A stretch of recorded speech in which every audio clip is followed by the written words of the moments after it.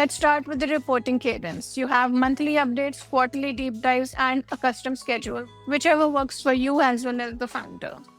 The quick value assessment framework. Category 1 is the network based value, which has the highest impact and the fastest deliveries. Category 2 is expertise based value, which is high impact, medium timeline.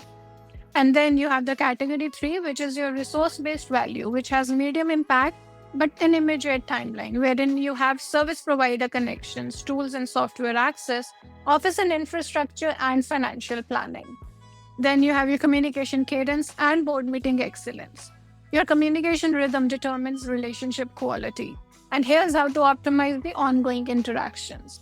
The strategic communication framework. Let's start with the monthly update optimization.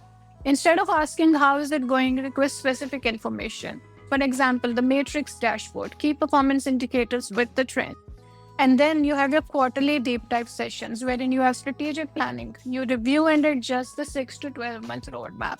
Market analysis, discuss the competitive landscape and market changes.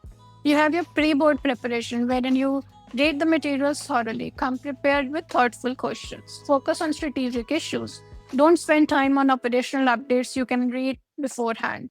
The best board members come prepared, ask thoughtful questions, and deliver on the commitments. They make founders feel smarter and more capable, not scrutinized and judged.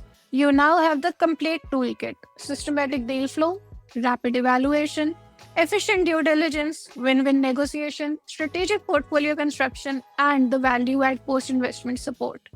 The best investors understand that writing checks is just the beginning. Your success is measured not just by the deals you do, but also by how much value you create for the founders and the companies that you are backing.